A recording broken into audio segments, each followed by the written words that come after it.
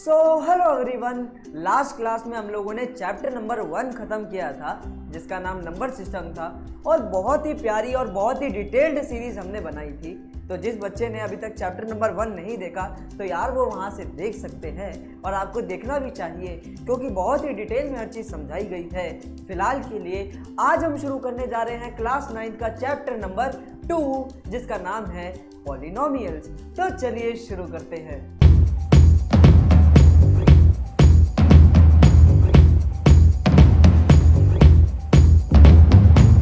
यार क्लास 8 में क्या आप लोगों ने अलजेब्रिक एक्सप्रेशन नाम का चैप्टर पढ़ा था? मैंने कहा हाँ, क्लास 8 में अलजेब्रिक एक्सप्रेशन नाम का चैप्टर था तो सही, लेकिन अलजेब्रिक एक्सप्रेशन हम एक बार थोड़ा सा रिवाइज दोबारा से कर लेते हैं।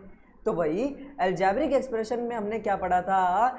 ऐसी मैथमेटिकल प्रॉब्लम्स जिनके अंदर अलजेब्रा यानी अल्फ़ाबेट आ जाए उन्हें अलजेब्रिक एक्सप्रेशंस कहते हैं। जैसे मैंने लिख दिया 5m + 9, ये एक मैथमेटिकल प्रॉब्लम है और इसके अंदर बच्चों अगर आप यहाँ देखेंगे तो एक लेटर आ रखा है इंग्लिश अल्फ़ाबेट का।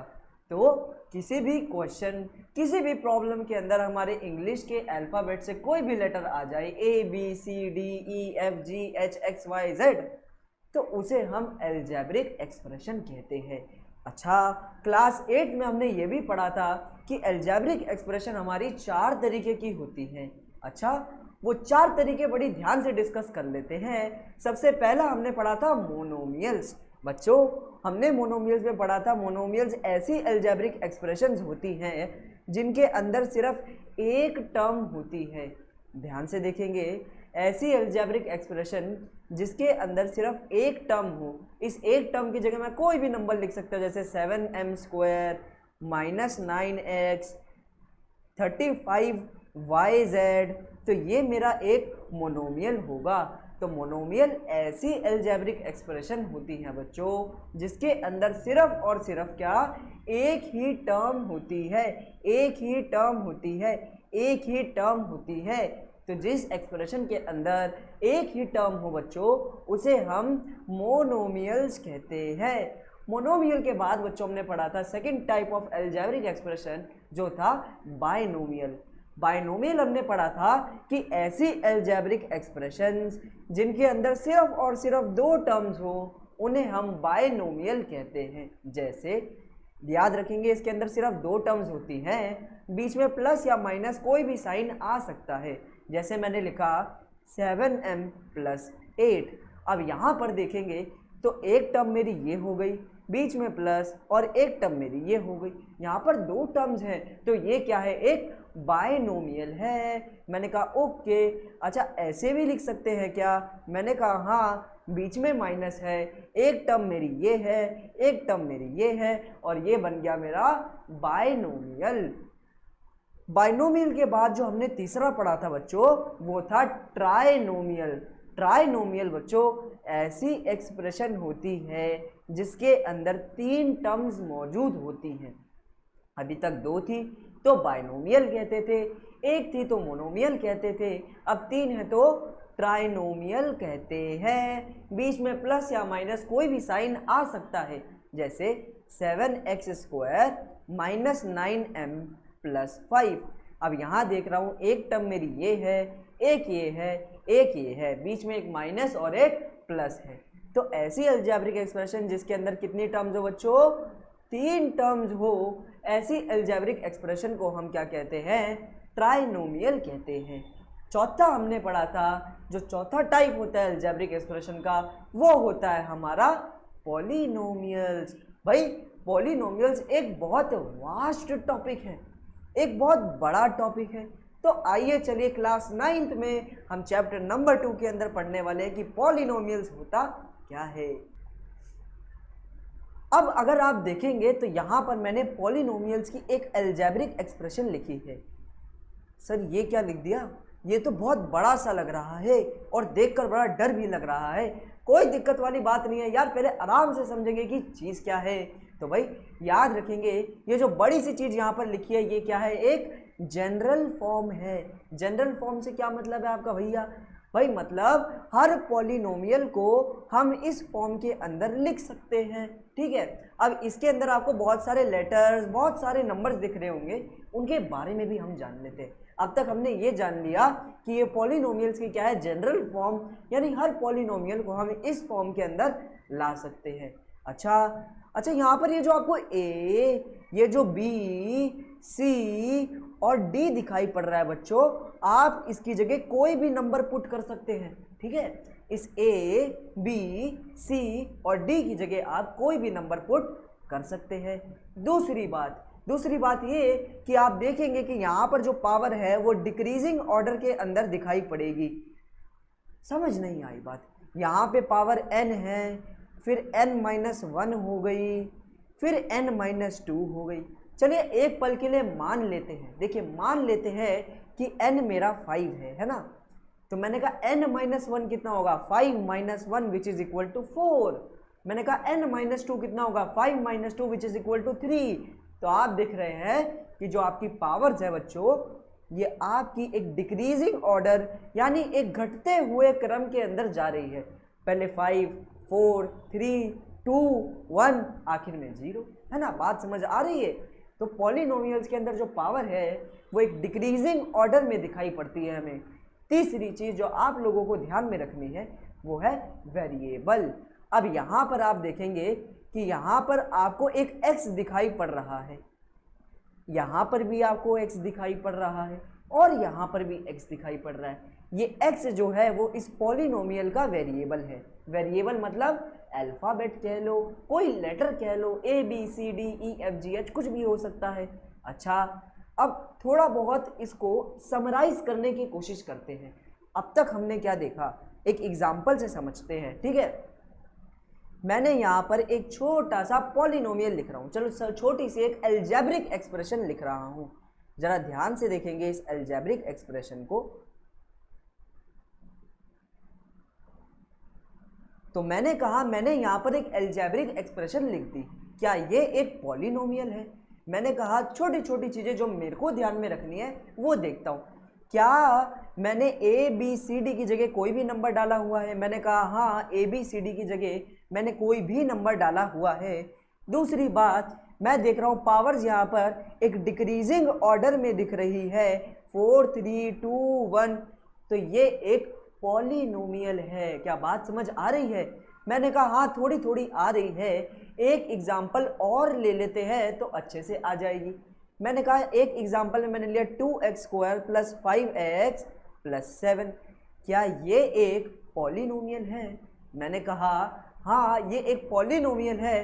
पहले यहाँ पर पावर 2 है, यहाँ पे पावर कुछ नहीं है तो पावर 1 है। यहाँ पर भी मुझे पावर एक डिक्रीजिंग ऑर्डर में दिख रही है, तो मैं कहूँगा ये एक पॉलिनोमियल है। पर भैया लेकिन ये एक ट्राइनोमियल भी तो हो सकता है, क्योंकि इसके अंदर 3 टर्म्स हैं। तो मैं कहूँगा हाँ, जिस बंदे ने ये बात नोटिस करी वो बहुत सही चीज़ नोटिस करी कि ये एक ट्राइनोमियल भी है। तो मोरल ऑफ द स्टोरी, एक ट्राइनोमियल जो है एक पॉलिनोमियल हो सकता है। क्या बात समझ आ रही है? मैंने कहा हाँ, बात समझ आ रही है। एक एग्जाम्पल और लेके देखते हैं।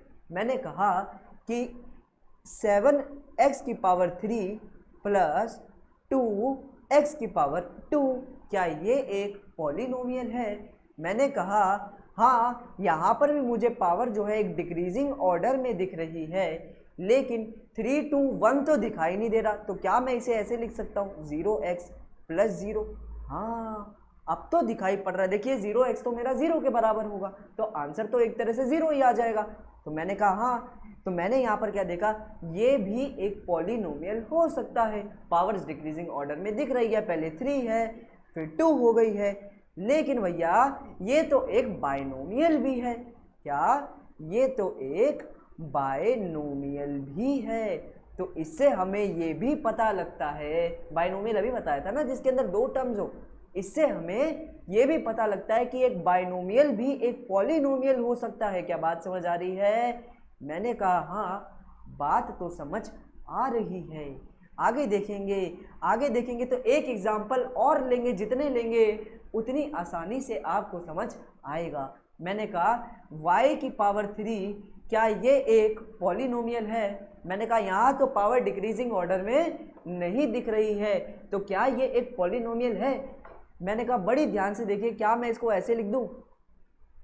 क्या मैं इसको ऐसे लिख सकता हूँ? मैंने कहा हाँ लिख सकता हूँ। 0 से y स्क्वायर मल्टीप्लाई होगा 0, 0 से y मल्टीप्लाई होगा 0 और 0 0 हट जाएंगे, कोई वैल्यू नहीं होती है 0 की, इसलिए आंसर y क्यूब ही आएगा। तो मैं y क्यूब को बच्चों ऐसे लिख सकता हूँ। तो मैंने कहा अब तो मुझे पावर जो है डिक्रीजिंग ऑर्डर में दिख गई। जरूरी नहीं है कि हर बार आपको पावर यार डिक्रीजिंग ऑर्डर में दे रखी हो, तो डिक्रीजिंग ऑर्डर में हो सकता है आपको लानी पड़े। तो मैंने कहा हाँ ये भी एक पॉलिनोमियल है। तो मैंने कहा मेरा y क्यूब भी बच्चों क्या है, एक पॉलिनोमियल है। लेकिन भैया ये तो एक मोनोमियल भी है, तो हमें इससे पता लगता है कि एक मोनोमियल भी बच्चों एक पॉलिनोमियल हो सकता है ना। एक मोनोमियल भी बच्चों एक पॉलिनोमियल हो सकता है। बस आपको बात क्या ध्यान में रखनी है, पावर को क्या आप डिक्रीजिंग ऑर्डर में ला पा रहे हैं या नहीं ला पा रहे। एक लास्ट एग्जांपल लेते हैं फिर आगे बढ़ जाएंगे। मैंने कहा एक और एग्जांपल मैं आपको दे देता हूँ, x की पावर 4 प्लस 3x की पावर 2 क्या ये एक पॉलिनोमियल है? मैंने कहा यहाँ तो 4 से सीधा 2 हो गया, एक अच्छा डिक्रीजिंग ऑर्डर नहीं दिख रहा है, तो क्या ये पॉलिनोमियल होगा? मैंने कहा आगे जरा इस चीज को ध्यान से देखूं तो मैं इसको क्या ऐसे लिख सकता हूं? मैंने कहा हाँ मैं इस चीज को ऐसे तो लिख सकता हूं। बड़ी ध्यान से देखिए, मैंने कहा एक्स क्यूब ही तो गायब था ना बीच में, तो उसके साथ 0 एक्स क्यूब लगा दो, वैल्यू तो 0 रहेगी। अब पावर एकदम करेक्ट डिक्रीजिंग ऑर्डर में आ गई है, तो मैं कहूँगा ये एक पॉलिनोमियल है। देखिए वैल्यू से मैंने कोई छेड़छाड़ नहीं की, 0 से मल्टीप्लाई होने पे आंसर 0 ही आ जाएगा और एट द एंड हमारे पास यही बचेगा। एक एग्जाम्पल और ले लो भैया, आज एग्जाम्पल बहुत सारे दे रहे हैं बिना एग्जाम्पल के समझ नहीं आती है चीज़ें। आइए आगे देखते हैं, क्या x की पावर 2 प्लस 7x की पावर 4 ये एक पॉलिनोमियल है? मैंने कहा भैया पावर तो इंक्रीजिंग ऑर्डर में हो गई 2 से 4, तो क्या इसे पॉलिनोमियल ना कहे? मैंने कहा नहीं ये पॉलिनोमियल है, इसको मैं इस फॉर्म के अंदर ला सकता हूँ। कैसे ला सकता हूँ? क्या मैं इस चीज़ को ऐसे लिख सकता हूँ, 7x की power 4 plus 0x cube plus x square plus 0x plus 0। मैंने कहा हाँ मैं तो ऐसे लिख सकता हूँ, बिल्कुल लिख सकता हूँ। लो भाई पावर डिक्रीजिंग ऑर्डर में आ गई, तो यानी ये एक पॉलिनोमियल है। बस पॉलिनोमियल कोई भी दे रखा हो, कोई भी एक्सप्रेशन दे रखी हो, अगर आप उसे इस फॉर्म के अंदर ला पा रहे हैं तो वो एक पॉलिनोमियल है, अदरवाइज वो पॉलिनोमियल नहीं है। चलिए भाई अब आगे बढ़ लेते हैं। एक पॉलिनोमियल को देखते वक्त कौन कौन सी 4 बातें हैं जो हमें ध्यान में रखनी चाहिए।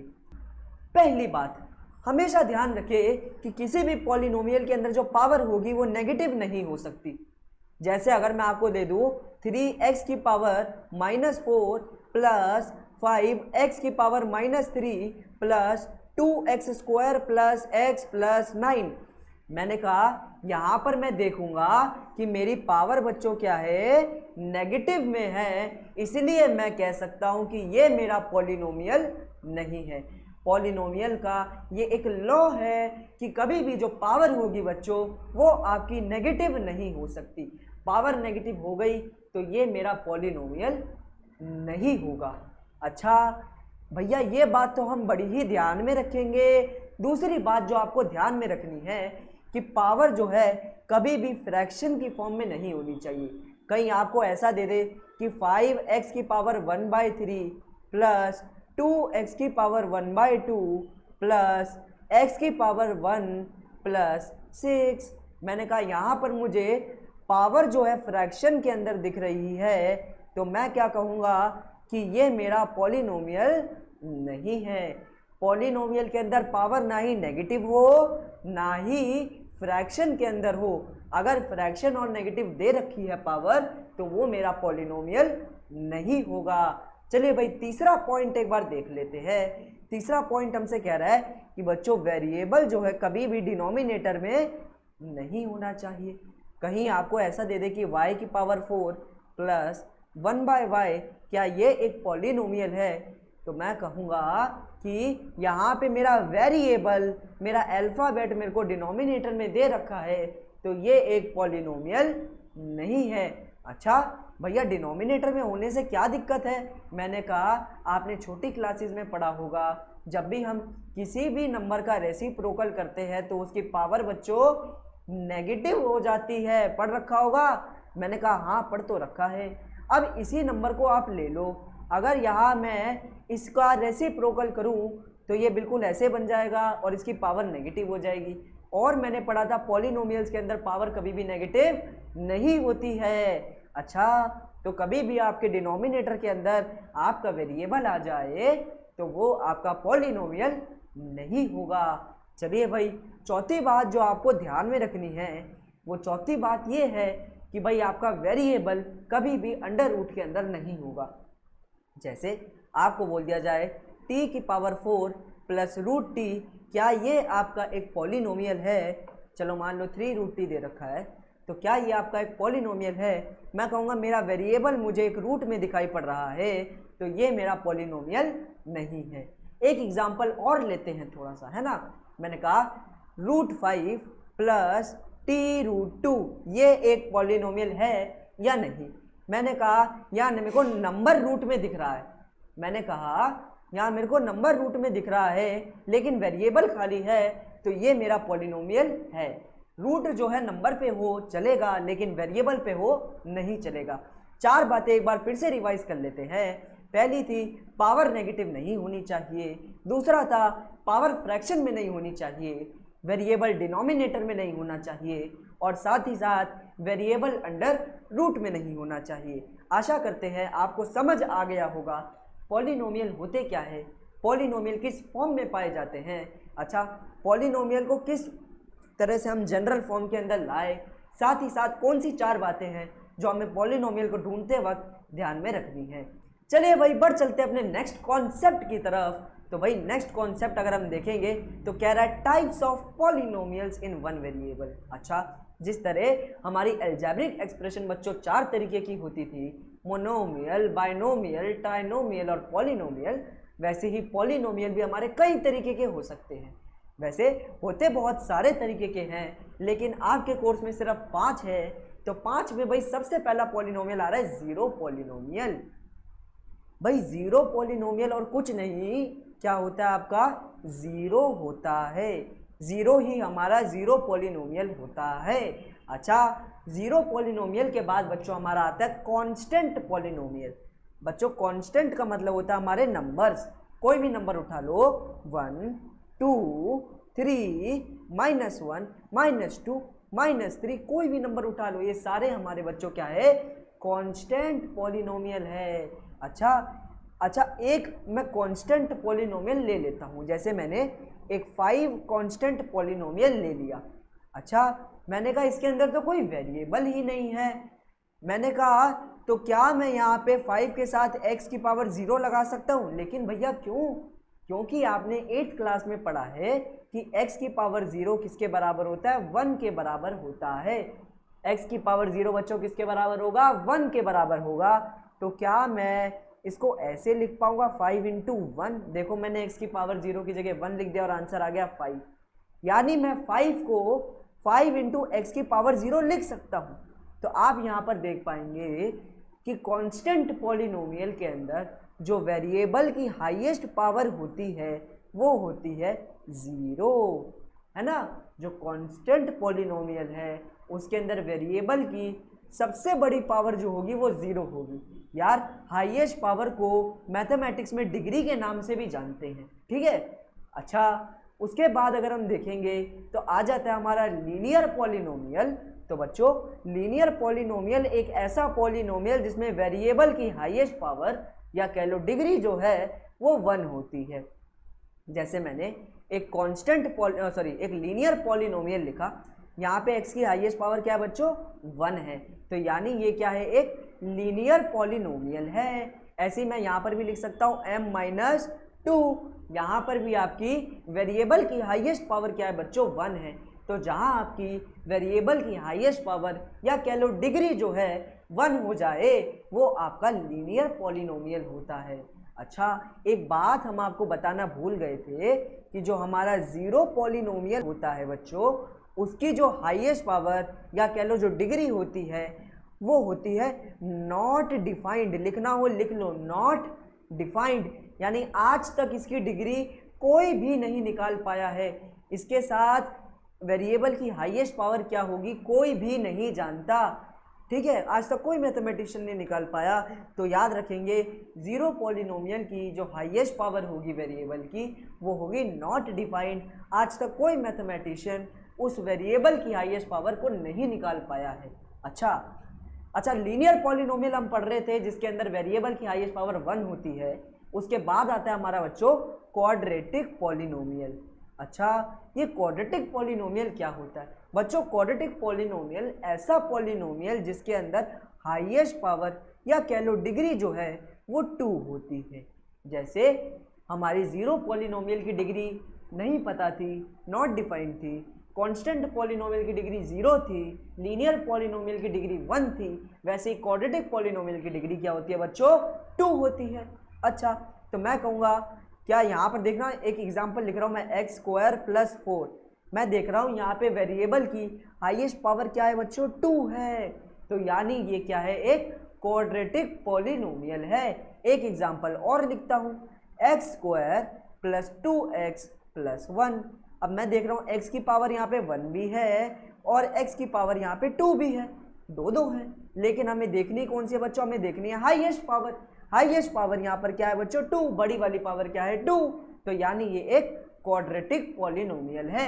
क्या बात समझ आई? मैंने कहा हाँ आई। आगे देखेंगे, उसके बाद लास्ट हमारा आता है बच्चों क्यूबिक पॉलिनोमियल। क्यूबिक पॉलिनोमियल के अंदर हमारी जो हाईएस्ट पावर होती है वो होती है 3, है ना। जैसे एग्जाम्पल के लिए x³ - 9, ये इसको बड़ी ध्यान से देखो, यहाँ पे x की हाईएस्ट पावर क्या बच्चों? 3 है। तो मैं क्या कहूँगा? ये एक क्यूबिक पॉलिनोमियल है। अच्छा, 3x³ - 2x² + x - 9। अब मैं कहूँगा आप यहाँ पर देखेंगे तो x की ढेर सारी पावर है, x की पावर 1 भी है, 2 भी है, 3 भी है, लेकिन हमें देखनी कौन सी है बच्चों? हमें देखनी है हाईएस्ट। तो यहाँ पर हम देख पा रहे हैं हाईएस्ट पावर क्या है? 3। तो यानी ये मेरा एक क्यूबिक पॉलिनोमियल है। एक बार फिर से रिवाइज कर लेते हैं। हमने जाना पॉलिनोमियल्स होता क्या है, पॉलिनोमियल्स की जनरल फॉर्म क्या है, साथ ही साथ हमने जाना पॉलिनोमियल्स को ढूंढते वक्त कौन सी बातें ध्यान में रखनी है, और हमने जाना पॉलिनोमियल्स 5 तरीके के। एक होता है हमारा ज़ीरो पॉलिनोमियल जो कि 0 है और जिसकी हाईएस्ट पावर आज तक कोई भी नहीं निकाल पाया। उसके बाद कांस्टेंट पॉलिनोमियल जिसके अंदर हाईएस्ट पावर जो होती है वो 0 होती है। उसके बाद लीनियर पॉलिनोमियल जिसके अंदर हाईएस्ट पावर जो होती है बच्चों क्या होती है? 1 होती है। क्वाड्रेटिक पॉलिनोमियल में हाईएस्ट पावर 2 होती है और क्यूबिक पॉलिनोमियल में हाईएस्ट पावर या कह लो डिग्री जो है 3 होती है। तो भाई आज की क्लास में बस इतना ही, और नेक्स्ट क्लास में हम लोग कर रहे होंगे एक्सरसाइज 2.1 को। तब तक के लिए यार इस चीज़ को रिवाइज कर लो और मिलते हैं नेक्स्ट क्लास में। Bye bye.